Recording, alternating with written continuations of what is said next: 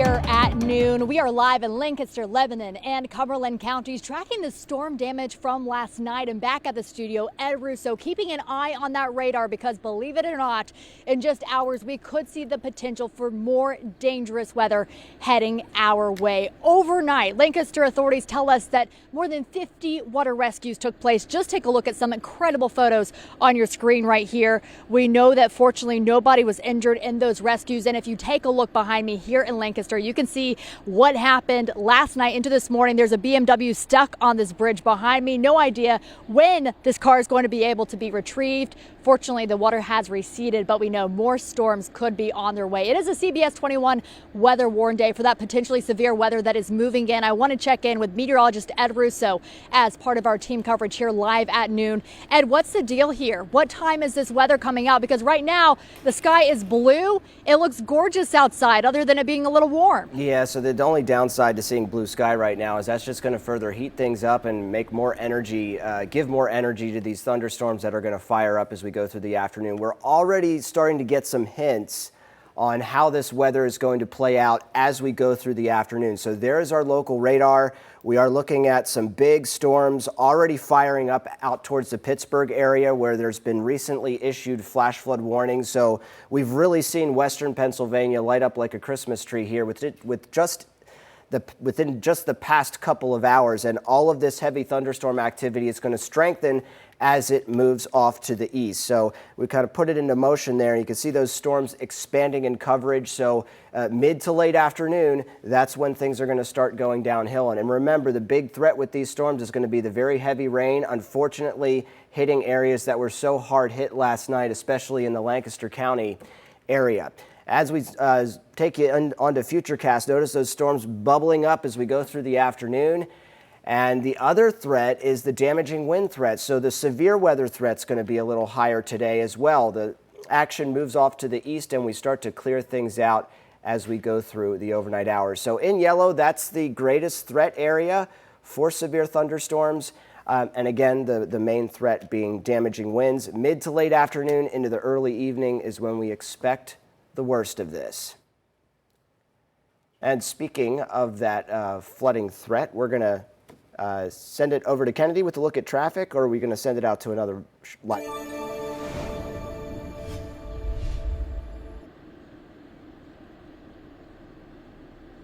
All right, thanks so much, Ed. So we are here in Lancaster County where you can see behind me the water is just over the road right here, the bridge behind me. I want to bring in Fatima Moen. Fatima, you were here all morning long. How has it changed from like 5 a.m. until now? Right, so the water that we're looking at now has receded a ton. We're actually going to try to walk up here, but it's really just been up this road.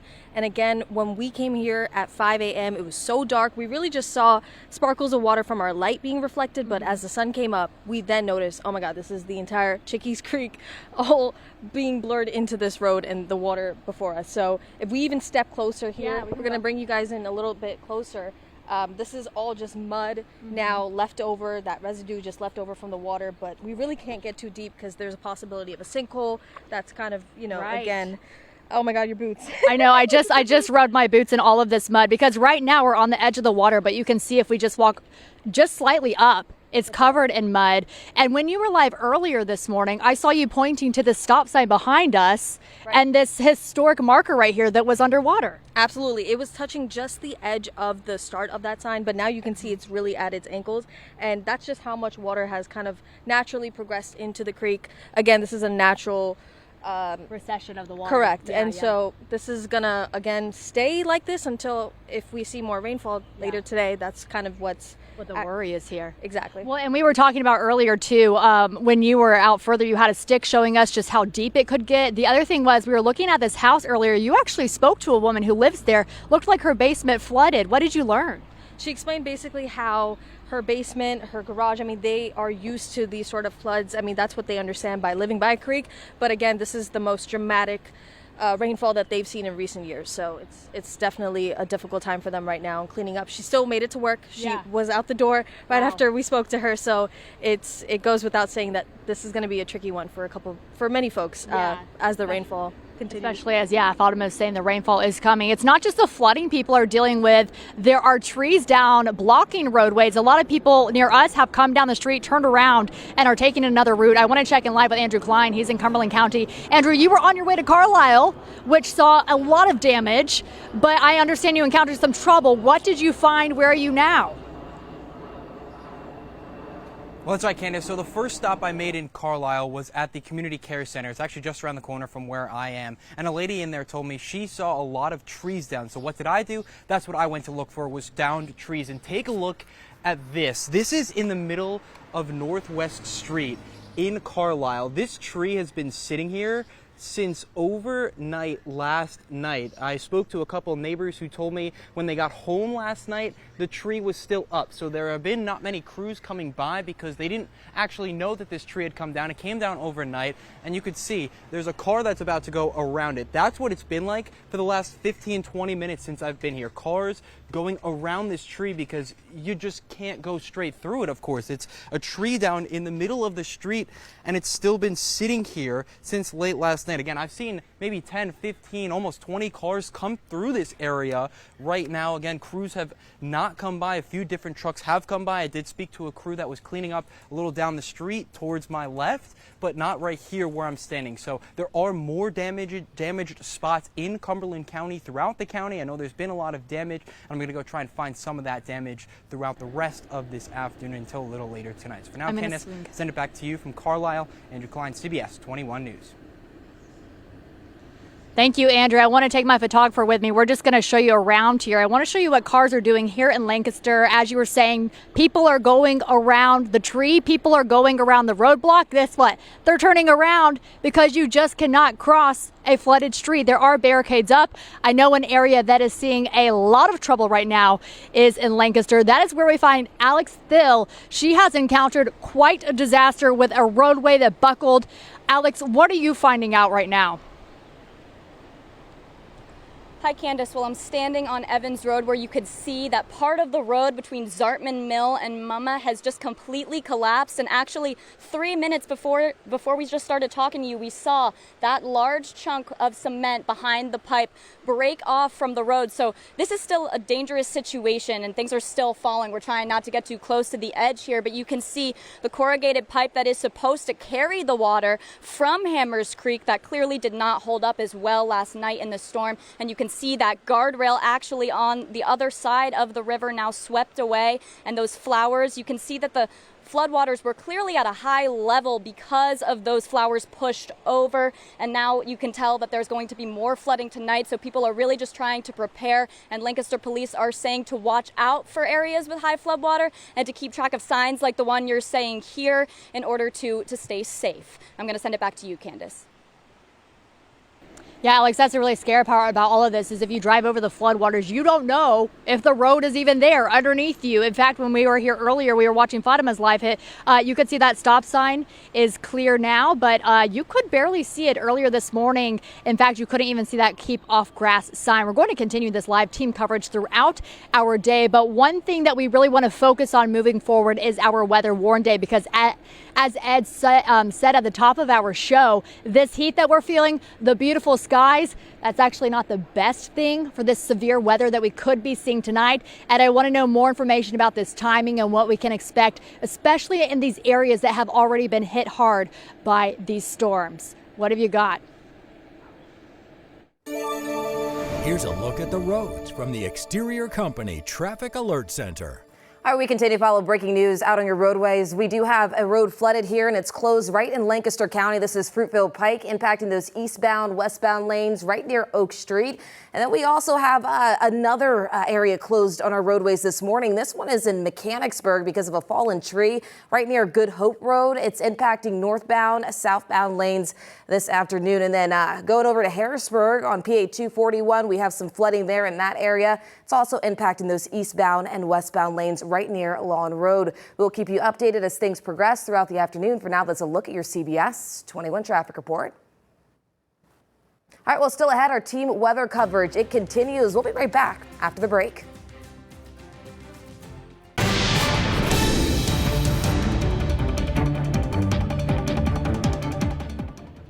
We have live team coverage here at noon of flooded roads, downed trees, roads that have been broken apart, sinkholes, all of this because of severe weather. Overnight, you can see here in Lancaster, that car is stuck. We have seen the floodwaters here recede throughout the day. It is hot now, it is humid, it is bright out, but we know that's changing on later in the day. Here with me live is Fatima Mo, and she has been on the scene since this morning. What did you notice about this house and the floodwaters earlier this morning around 5, 6, 7 a.m. compared to now? Right, so we were standing right here. The folks that live here allowed us to be on their lawn, and in their entire garage door, pretty much you can see that dirt line where that water was, and now it's, you know, naturally receding. Their windows, I mean, the water was really high up, and now just naturally because of the sun coming out and just there being no signs of water falling down, that a lot has cleared up, definitely. There's actually a keep off grass sign that was completely submerged in water when we were here earlier this morning. But since then, I mean, we can see it nice and clear as day. And you talked to the woman who lives here. I want to hear what she had to say. Let's take a listen. I hope everyone got home safely. I mean, people just put themselves in the situations, whether if they're trying to or not at all. Sometimes they think that they can drive through it, and you honestly just can't, regardless if you have a regular car or a truck. Yeah, so a really crazy situation. I'm so glad that she talked to you. Anything that surprised you when you got on the scene earlier this morning? I mean, besides all the dramatic water flowing, It was really loud. It felt like there was a waterfall nearby. That's just how loud the sounds of the water rushing through was. But at the end of the day, that woman, Anna, that I spoke to, she went to work this morning, and she was explaining how there was just no excuse for her to get out of it. Even a road closure couldn't get her out. And so that's just the reality for so many folks this morning and throughout the week. A lot of people saying flooding, we're used to it. This unprecedented. I want to check in with meteorologist Ed Russo. It's a weather warn day for the potentially severe storms we could see later on today. Ed, good afternoon. Yeah, good afternoon, Candace, and a great job just showing us the images out there. Unfortunately, we've got kind of a dual threat today. One is more rain, which could bring additional flash flooding, and of course the other we're looking at is the potential for damaging wind gusts from severe thunderstorms that will develop. Now, right now in the immediate area, it's dry, but we are looking at some bigger storms already starting to fire up over western Pennsylvania. You see those maroon boxes out towards the Pittsburgh area? Those are flash flood warnings. So these storms that are heading our way already have a history of producing flash flooding, and some more big storms down across West Virginia. That is the line that's going to continue building northeast as we go through the afternoon, really bringing that heightened threat for not only strong thunderstorms, but flash flooding as well. So there's the front that's going to continue marching across the state today, and that is going to be the focus for additional thunderstorm development. So by mid to late afternoon, we're already going to be seeing a lot of storms across the area. They're going to bubble up really fast. Heavy rainfall rates, 2 inches or more an hour possible within the strongest storms. The activity moves off to the east late evening. Clouds hold on a bit overnight into tomorrow morning, but as we head through Wednesday itself, we should see some big improvement in terms of sunshine, drier weather, and lower humidity. The only watch we have right now is a flood watch across much of central Pennsylvania. The Storm Prediction Center is likely going to issue a severe thunderstorm watch very, very soon. 95% chance that they're issuing the watch, which basically means there's high confidence in strong to severe thunderstorms this afternoon. As far as the flood risk goes, it's most significant across central and eastern portions of the state, and right here the slight risk, which was actually just extended a little bit farther to the northwest. That's a 2 out of 5 on the severe weather threat scale. So main threat being damaging wind gusts. And remember, this is coupled with the flash flooding threat. So today, 88 degrees, very warm, very humid. You can just, it feels like a sauna when you're walking outside, essentially. Tonight, we're going to see those storms linger through mid to late evening before shutting down overnight. Tomorrow, a much better day. And the important thing is it's going to be less humid. So it's going to feel more comfortable as a result. But we do have a weather warn day because of the threat for strong thunderstorms. And of course, the flooding rains. And then as we head into the middle part of the week, we're going to quiet things down. It looks like we're looking at smooth sailing right into the 4th of July holiday and actually into the weekend. I think the holiday itself, Saturday and Sunday, all looking dry. It's been a long time since we've had both weekend days cooperate weather-wise, and I think we're going to see that this time around. Cross your fingers. All right, crossing our fingers. Thanks, Ed. Our team coverage, it continues. CBS 21's Grace Ruffalo joining us live this afternoon. Yeah, she's tracking storm damage in Lebanon County. Grace, tell us more about what you're seeing right now. Looks like a lot to explain behind you. Yeah, hey guys, there is definitely a lot going on here. So right now I'm in Palmyra, just off of South Forge Road, where a tree fell on a house last night. I'm going to step aside here to give you a closer look at what that looks like right now. So the homeowner told me that this happened around 7:30 last night, and you can see that the tree is literally lifted up from its roots, and the entire tree has fallen onto the garage side of the house. So thankfully nobody was hurt.